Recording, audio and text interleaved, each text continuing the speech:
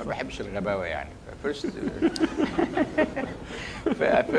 يعني فيرست رول. واقول لك حتى ان الشعب المصري على قد الانوفيشن، لكن انا شايف ان مستوى الكواليتي بتاعت الانسان المصري نزلت في ال 40 50 سنه دول. يعني شايف كده، يعني مش شايف، يعني اقول لك ايه، مش انا مصري مثلا فيري باتريوتيك.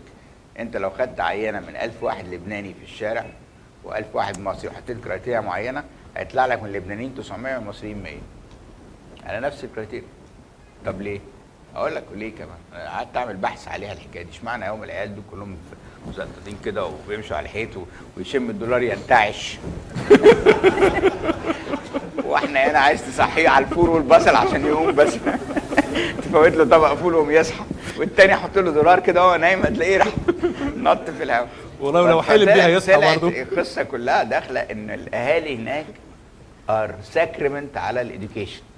من هم الاهل ما وروش حاجه في حياته غير انه حالف براس ابونا يودي ابنه في احسن مدرسه واحسن كليه في العالم ويعلمه في احسن حته في الدنيا. فكل المجتمع هايلي كومباتيتيف. غير الكروموزومات بقى، يمكن دخلت فيهم كروموزومات ايام الافريقيين ولا مش عارف مين، احنا بتاعت الفراعنه يظهر ديمولشت ولا حاجه ما اعرفش يعني.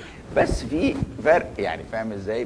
مش كده. وتلاقيهم كلهم يعني، تلاقي واحد بياع في محل هناك يتهيألك انه رئيس وزراء لبنان من تصرفاته من اللي تخش واحد هنا تلاقيه مش حالق والقميص هنا مسود معلش النهارده انا قلت لك انا نسيت احلى، ما كانش فيه فلوس